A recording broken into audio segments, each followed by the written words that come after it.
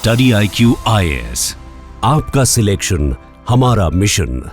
तो पिछले 4 सालों में इंडिया और रशिया का ट्रेड 5 टाइम्स यहां पर इंक्रीज हुआ है। ऑल वेदर फ्रेंड्स हम एक दूसरे को कहते हैं, चाहे वो एनर्जी सिक्योरिटी के केस में हमारा ट्रेड हो, डिफेंस सिक्योरिटी के केस में हो, एग्रीकल्चरल फूड सिक्योरिटी के केस में हो, हर एक पहलू में एक रिश्ता है, इकोनॉमिक रिलेशनशिप है जो कि बहुत सालों से हम यहां पर रख रहे हैं।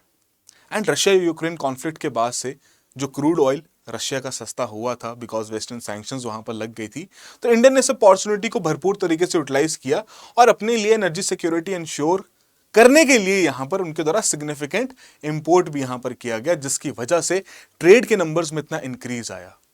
But the major question is what?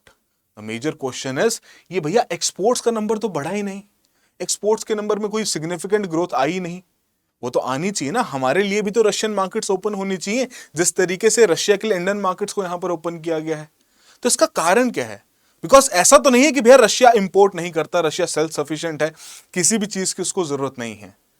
तो आइए जानते हैं आज के सेशन में कि एग्जैक्टली पूरा मामला है क्या, क्यों इंडियन प्रोडक्ट्स रशियन मार्केट्स तक नहीं पहुंच पा रहे, कोई एग्रीमेंट यहां पर देखने को नहीं मिलता, एंड मोर ओवर एक सिग्निफिकेंट ट्रेडिंग पार्टनर जो उनका चाइना है, वो किस प्रकार से इतना मेजर ट्रेड रशिया के साथ कर पाता है, both in terms of exports and imports. तो ये डिस्कस करते हैं। मेरा नाम अरविंद गुलेरिया है। तो बेसिकली अगर दोनों देशों की ट्रेड की अगर हम यहां पर बात करें कि क्या क्या चीजें इंडिया से रशिया की तरफ एक्सपोर्ट की जाती हैं, न्यूक्लियर रिएक्टर्स, बॉयलर्स, कुछ मशीनरी अप्लायंसेस, फार्मास्यूटिकल प्रोडक्ट्स भी हम बहुत लिमिटेड तरीके से यहां पर एक्सपोर्ट करते हैं, organic chemicals, electronics, iron and steel. But when it comes to our imports from the Russia, ये सिग्निफिकेंट नंबर्स हमें बिलियंस में देखने को मिलते हैं। जहां पर एक्सपोर्ट्स मिलियंस में है, इंपोर्ट्स हमारे बिलियंस में है, और ये सिर्फ हमारे लिए देखने को मिल रहा है। इट्स नॉट लाइक कि भैया चाइना के साथ भी सिमिलर सिनेरियो, नहीं, चाइना के साथ वो सिग्निफिकेंट एक्सपोर्ट्स में इंक्रीज भी यहां पर आया है। ऑल्दो चाइना ने भी इस जियोपॉलिटिकल कॉन्फ्लिक्ट का फायदा उठाया है और उनके द्वारा भी जितने भी एनर्जी सोर्सेस थे जो कि रशिया यहां पर एक्सपोर्ट कर रहा था, उनमें चाइना द्वारा भी बहुत इंपोर्ट किया गया। But the point is China अभी भी बहुत सिग्निफिकेंट एक्सपोर्टर का यहां पर रोल प्ले करता है रशिया के लिए। तो क्यों ना एक बार इनका पोर्टफोलियो देखा जाए कि रशिया एग्जैक्टली क्या क्या चीजें इंपोर्ट करता है। तो यहां पर हमारी जो मशीनरी, मैकेनिकल अप्लायंसेस पार्ट्स, इनका इंपोर्ट यहां पर है, इलेक्ट्रिकल मशीनरीज का है, इलेक्ट्रॉनिक्स का है, फार्मास्यूटिकल प्रोडक्ट्स का है, कार्स, ट्रैक्टर्स एंड ट्रक्स, इन सभी पार्ट्स का यहां पर इंपोर्ट किया जाता है। एंड अगर इन्हीं इंपोर्ट्स के सोर्सेज की बात करें तो ये इंपोर्ट्स 53% यहां पर चाइना से किए जाते हैं। एंड इंडिया का अगर कॉन्ट्रीब्यूशन देखना हो, महज 1.95% का है। अब देखिए, इसमें कहीं ना एक बहुत बड़ा स्ट्रक्चरल इशू भी है। स्ट्रक्चरल इशू क्या है वो अभी तक आपको शायद क्लियर हो भी गया होगा। जो यहां पर रिक्वायरमेंट रशिया की है, इंडिया के पास उस प्रकार के प्रोडक्ट्स है ही नहीं कि उन्हें वो एक्सपोर्ट कर सके। फंडामेंटल चैलेंज है कि स्ट्रक्चरल मिसअलाइनमेंट यहां पर देखने को मिलती है कि इंडिया क्या प्रोड्यूस करता है एंड रशिया क्या डिमांड करता है। रशिया डिमांड करता है आपकी heavily skew towards machinery, electronics, consumer goods, automotive components. India की एक्सपोर्ट स्ट्रेंथ क्या है? हमारी आईटी सर्विसेज, फार्मास्यूटिकल्स, टेक्सटाइल्स, ये हमारी एक्सपोर्ट स्ट्रेंथ है, मरीन प्रोडक्ट्स, और जो कि जिनकी रिक्वायरमेंट वहां पर नहीं है। बट डिस्पाइट दैट अगर इन पर्टिकुलर सेक्टर्स की भी बात करें तो ऐसे सेक्टर्स तो नहीं है भैया रशिया को चाहिए नहीं होंगे, या बहुत अच्छे तरीके से वो सेल्फ सफिशिएंट इकोनॉमी के तरीके से वहां पर काम कर रहे हैं, नहीं, उन्हें इसकी भी जरूरत है। बट डिस्पाइट दैट हम इन प्रोडक्ट्स, इन पर्टिकुलर कमोडिटीज जो इंडिया की स्ट्रेंथ है, इनकी भी रीच हम रशिया में नहीं पहुंचा पा रहे, उस तरीके से इंक्रीज नहीं कर पा रहे। अब इसका सबसे बड़ा कारण कोई टैरिफ का खेल नहीं है कि भैया रशिया इंडियन प्रोडक्ट्स के ऊपर बहुत हाई टैरिफ्स यहां पर लगाता है। It is the non tariff barriers, जैसे हमने चाइना के केस में यहां पर देखे थे कि अगर हम फार्मास्यूटिकल सेक्टर की बात करें, बहुत स्ट्रिक्ट रेगुलेशंस वहां पर इंपोज की जाती हैं, कंप्लायंस कॉस्ट बहुत सिग्निफिकेंटली ज्यादा है, मार्केट में एंट्री करने के लिए आपको उस प्रकार का ज्वाइंट वेंचर वहां पर करना पड़ेगा। एंड अप्रूवल्स का मैकेनिज्म की बात करें, again it is very complex, जिसकी वजह से इंडियन एक्सपोर्टर, इंडियन मैन्युफैक्चरर उस मार्केट में टैप ही नहीं करना चाहता, राइट। अपार्ट फ्रॉम दैट जो आपकी अप्रूवल टाइमलाइंस हैं बहुत ही अनसर्टेन है, सप्लाई चेन में डिसरप्शंस वहां पर देखने को मिलती हैं, प्रोडक्ट में लॉन्चेस हैं, बिजनेस रिस्क बहुत ज्यादा because of sanctions also. And कोई भी पर्टिकुलर एक्सपोर्टर जो कि वेस्टर्न नेशंस को भी एक्सपोर्ट करता है, वो रशिया को एक्सपोर्ट नहीं करना चाहेगा बिकॉज उसको डर है कि कल को अगर कोई सैंक्शन मुझ पर लग गई तो मेरे लिए वेस्टर्न नेशंस का भी जो मार्केट शेयर है वो यहां पर खत्म हो जाएगा, राइट। अपार्ट फ्रॉम दैट जो रेगुलेटरी नेविगेशन को मनूवर करने के लिए हमें एक पर्टिकुलर उस प्रकार के रिलेशनशिप्स यहां पर चाहिए, जो कि बहुत बड़ा हमें कल्चरल और लैंग्वेज बैरियर की वजह से देखने को मिलता है। अभी तक हम उसको नेविगेट नहीं कर पाए हैं despite having our friendship right from the when India got independence. हमारी पहली जो इंडस्ट्रियल पॉलिसी रेजोल्यूशन था, कहीं ना कहीं उसका सोर्स हमने उस समय के यूएसएसआर से ही डिराइव किया था, सोशलिस्टिक प्रिंसिपल्स के ऊपर यहाँ पे क्रिएट किया था। बट अभी तक ये जो पर्टिकुलर कंसर्न्स हैं लैंग्वेज और कल्चरल बैरियर्स के, ये अभी तक एड्रेस नहीं हो पाए हैं। And when it comes to अब अगेन उस प्रकार के जो उनके सैनिटरी फाइटोसैनिटरी जो मेजर्स यहाँ पर वो इंप्लीमेंट करते हैं, अगेन उनका भी एक सिग्निफिकेंट रोल है। उनका क्वालिटी कंसर्न बहुत बड़ा सिग्निफिकेंट पॉइंट यहाँ पर क्रिएट हो जाता है, जिसकी वजह से इंडियन प्रोडक्ट्स के पास उस प्रकार का एक्सपोर्ट पोटेंशियल है, वैसी प्रोडक्शन हम कर पा रहे हैं, बट क्वालिटी कंट्रोल में अगेन हम वहां पर मात खा जाते हैं। एंड वही सिमिलर चीजें जो आसपास के देश हैं बहुत सिग्निफिकेंटली प्रोवाइड कर पाते हैं, स्पेशली चाइना, जिसकी वजह से ये एक सिग्निफिकेंट 53% का जो इंपोर्ट सोर्स है रशिया के लिए, वो चाइना यहां पर आता है। इवन जर्मनी का ज्यादा है भैया, जर्मनी से वो ज्यादा यहां पर इंपोर्ट करते हैं।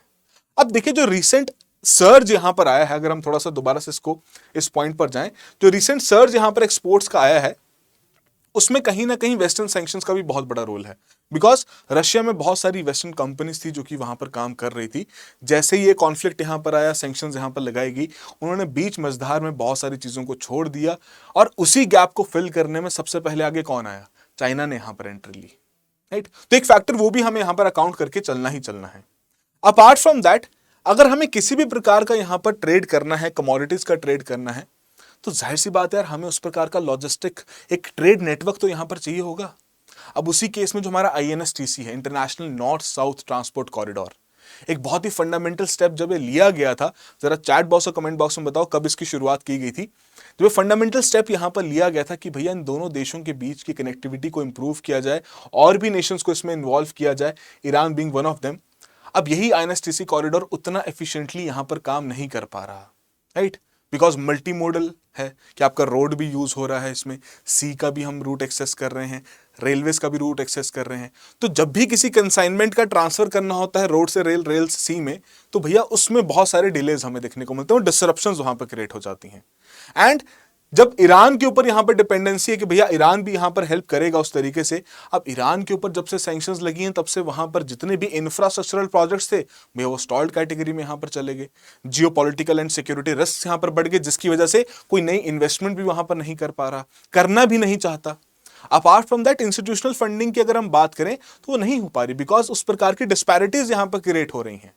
एंड मोर ओवर, हालांकि ये जो पर्टिकुलर रूट था, इसका ऑब्जेक्टिव यहां पर ये था कि जो स्विस कनाल का रूट है उसके एक ऑल्टरनेटिव यहां पर क्रिएट किया जा सके, but due to the transfer cost जो कि मल्टी मॉडल के केस में देखने को मिल रही है, इनएडुकेट इंफ्रास्ट्रक्चर वहां पर ईरान में देखने को मिल रहा है, इन सभी चीजों की वजह से despite having that factor of कि भैया कॉस्ट सेविंग यहां पर देखने को मिलेगी, उतनी कॉस्ट सेविंग भी हम यहां पर नहीं देख पा रहे, राइट। एंड सबसे बड़ा सिग्निफिकेंट पॉइंट यहां पर क्या है कि उन्हीं के जो नजदीक बैठा हुआ जो मित्र है रशिया का, चाइना, वो बहुत इजीली इस ट्रेड को पूरा कर पा रहा है, बिकॉज उन्हें ये चैलेंजेस यहां पर विटनेस नहीं कर पड़ने पड़ रहे। Apart from that, when it comes to the financial settlement, because कोई भी ट्रेड अगर यहां पर होगा तो डेफिनेटली उसकी सेटलमेंट तो की ही जाएगी। अब हालांकि इंडिया और रशिया ने बहुत सिग्निफिकेंट स्टेप यहां पर लिया था जब इनके द्वारा लोकल करेंसी सेटलमेंट सिस्टम को इंप्लीमेंट किया गया कि भैया हम रुपी और रुबल में यहां पर अपने ट्रेड की सेटलमेंट करेंगे।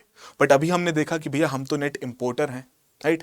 अब उसके तहत क्या था कि हम रुपी में पेमेंट करेंगे और रशियन एक्सपोर्टर्स का जो पैसा है वो रुपीज में यहां पर रहेगा, एंड सिमिलरली जो रशियन बैंक से उन्हें रुबेल में वहां पर पेमेंट कर देंगे।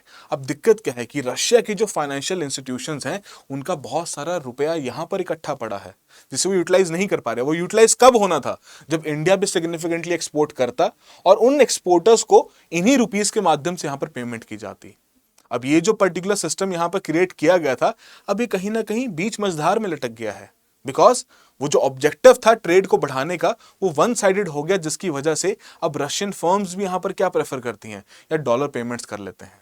हालांकि they are exempted from it because of the US sanctions, नहीं कर सकते, स्विफ्ट सिस्टम का यहां पर यूज नहीं कर सकते। बट अब अगर हमें उस प्रकार का तेल चाहिए, हमें उस प्रकार की सेटलमेंट्स करनी है, तो कोई ना कोई ऑल्टरनेटिव रूट निकालते हुए यहां पर डॉलर्स के थ्रू पेमेंट भी करनी पड़ती है, बिकॉज रूबल में उस प्रकार की ट्रांजेक्शन्स नहीं हो पा रही हैं, रुपी उतना एक्सेप्टेबल नहीं देखने को मिल रहा है। So that is the dilemma. हमने सिस्टम तो क्रिएट कर दिया, इंटेंशन भी अच्छा था, when it came to the implementation हम उस प्रकार का रशिया में मार्केट कैप्चर नहीं कर पाए। एंड ऑल ओवर अगर देखा जाए कि भैया रशिया को इंडियन प्रोडक्ट्स की जरूरत पड़ती भी, तो तभी पड़ती भी अगर उनके पास कोई और ऑल्टरनेटिव यहां पर अवेलेबल नहीं रहता। एंड जिस प्रकार का कंसर्न, जिस प्रकार की इकोनॉमिक सिचुएशन रशिया में करंटली चल रही है कि वॉर की सिचुएशन है, वो चाहते हैं कि भैया हर एक चीज बहुत इजीली यहां पर उन्हें अवेलेबल हो जाए, राइट। तो वही मैं कह रहा था, आप देख रहे होंगे जो लाइट कलर से, लाइट ब्लू कलर से जो यहां पर ग्राफ यहां पर मार्क्ड है, it is Chinese exports towards Russia.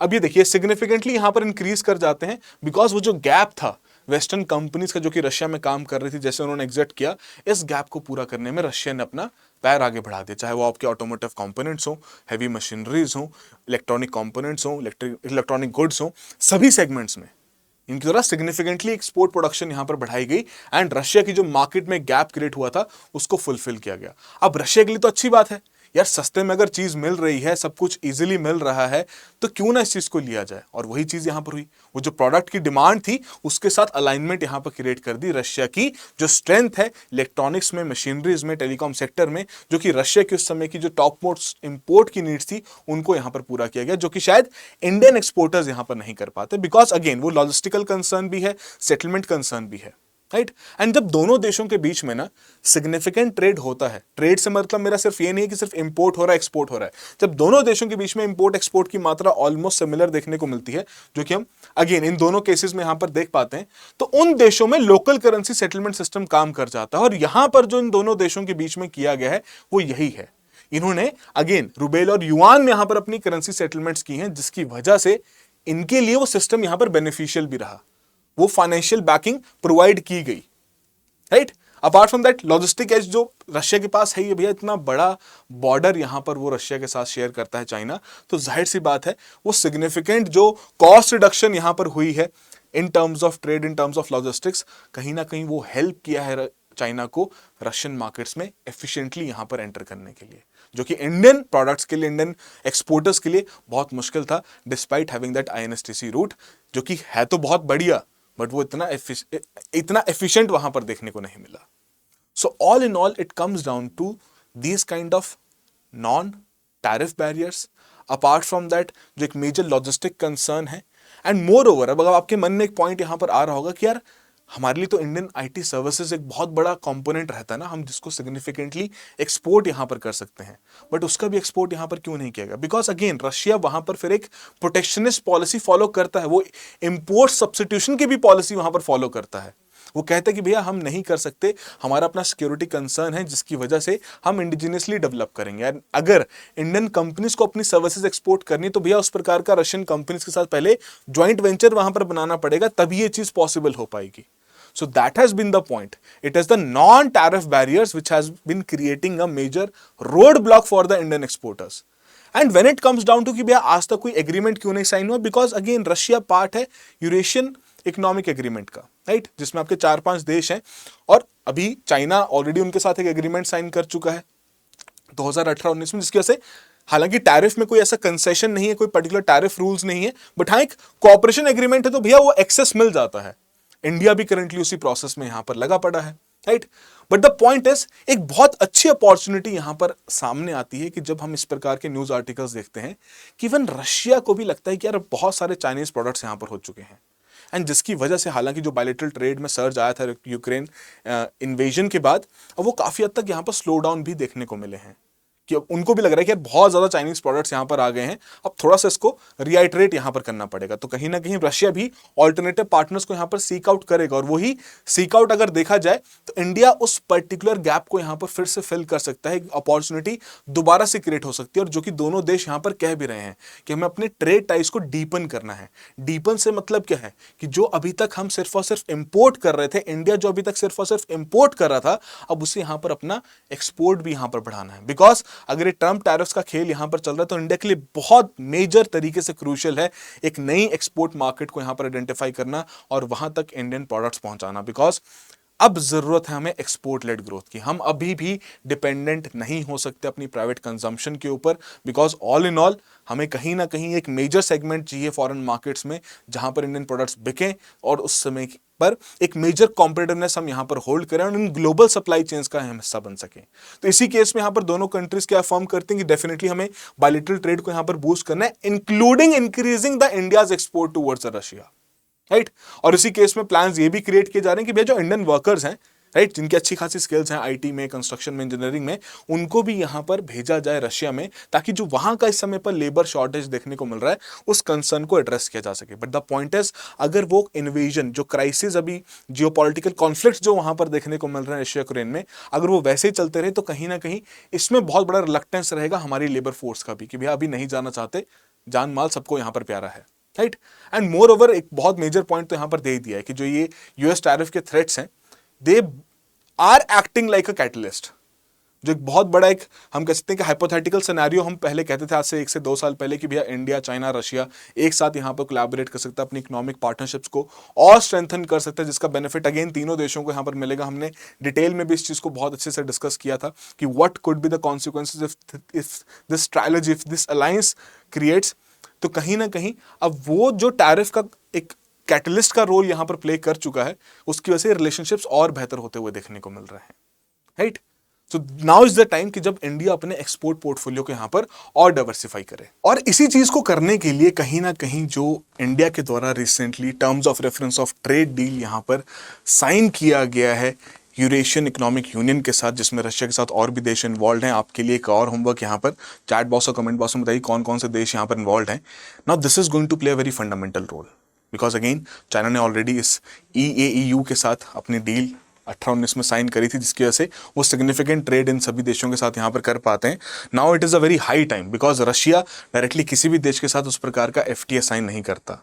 वो इसी ब्लॉक के साथ, वो बिलीव करते हैं ब्लॉक्स में, वो नहीं चाहते कि भैया किसी एक देश के साथ यहाँ पर साइन करें, कल को कोई सैंक्शंस यहाँ पर वेस्टर्न नेशंस लगाएं और वो सारा का सारा ट्रेड वहाँ पर ठप बैठ जाए।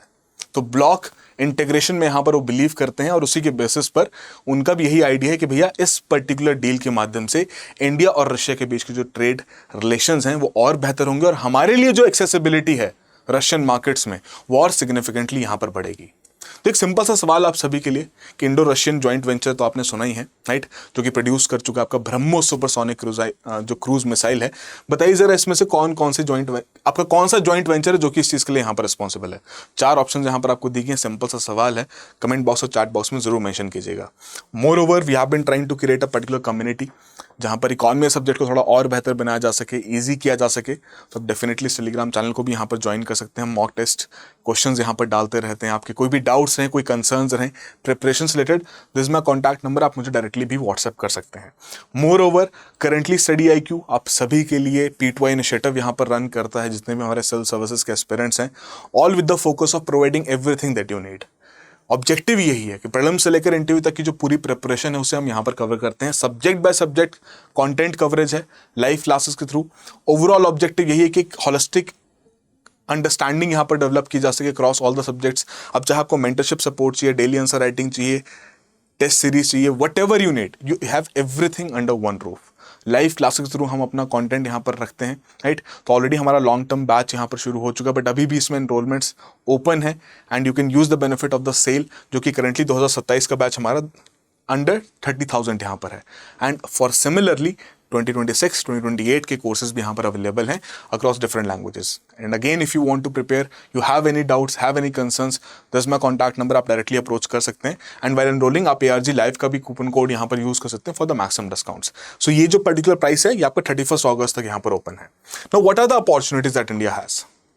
If you look at those, pharmaceuticals are one of those, definitely, है ना। इंडिया को फार्मेसी ऑफ द वर्ल्ड यहाँ पर कहा जाता है, तो हमारे पास वो पोटेंशियल है कि हम इस सेगमेंट को और अच्छे से एक्सप्लॉइट कर सकते हैं। एंड अगर उस प्रकार का हमें एक्सेस मिलता है रशियन मार्केट्स का, तो definitely will be able to do it. Electronics के केस में अगेन जिस प्रकार की इंटीग्रेशन यहाँ पर बढ़ी है और रशिया की जो बढ़ती हुई डिमांड्स हैं, चाहे वो आपके कंज्यूमर गुड्स की हों, टेलीकॉम गुड्स की हों, इंडस्ट्रियल इलेक्ट्रॉनिक्स की हों, हम उन्हें भी पूरा करने में यहाँ पर हेल्प। अब वही है ना कि अगर हमें वो डिमांड दिखने को मिलेगी तो डेफिनेटली इंडिया में भी इन्वेस्टमेंट्स उस तरीके से बढ़ेंगी, राइट। IT सर्विसेज हमेशा से ही इंडिया के जो डिजिटल सोल्यूशंस उनकी डिमांड रही है, प्रशंसा की गई है, financial payments being one of them, तो उसे हम यहाँ पर इंटीग्रेट कर सकते हैं। And textiles as well as the consumer goods, अब इंडिया टेक्सटाइल के केस में भी एक अच्छे एक्सपोर्टर के तरीके से जाना जाता है ना। एट पार कॉम्पिटिटिवनेस हम यहाँ पर अचीव कर पा रहे हैं बाकी जो टेक्सटाइल प्रोड्यूसर्स हैं, तो definitely we will also want to have that kind of market share in Russia जिससे हम यहाँ पर एक्सप्लॉइट कर सकें। बट उसके लिए अब कुछ स्टेप्स लेने यहाँ पर बहुत जरूरी हैं, जो कि दोनों ही देशों के बीच के ही एक इंटीग्रेशन के थ्रू यहाँ पर हो पाएगा। कि एक हमें रशिया ट्रेड फैसिलिटेशन काउंसिल यहाँ पर डेफिनेटली सेटअप करनी चाहिए, ताकि इस प्रकार का जो भी कंप्लाइंस हैं, जो नॉन टैरिफ बैरियर्स हैं, उन्हें यहाँ पर स्ट्रीमलाइन किया जा सके एंड इंडियन एक्सपोर्टर्स उनको ईजिली पूरा कर सकें।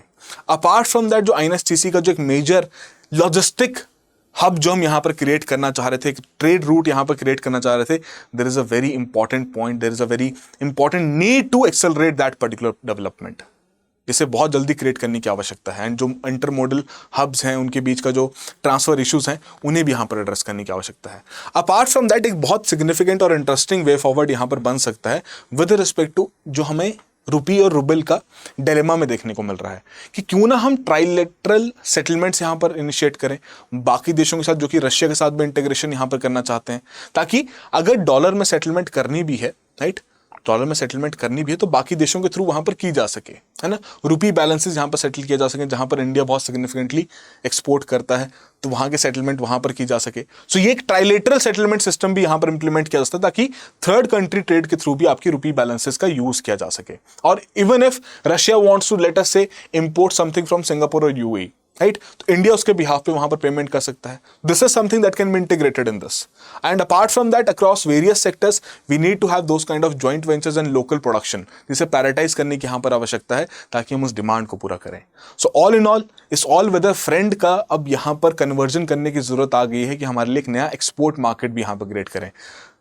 नॉट दैट कितना बड़ा पॉपुलेशन बेस है रशिया का, बट फिर भी एक अच्छा मार्केट सेगमेंट एक पुराने मित्र के साथ अगर क्रिएट किया जाए तो डेफिनेटली हमारी डोमेस्टिक प्रोडक्शन, हमारी अर्निंग्स, हमारी GDP ग्रोथ, हमारे विकसित भारत के गोल्स, उन सभी के लिए बहुत क्रूशियल रोल यहाँ पर प्ले करेंगी।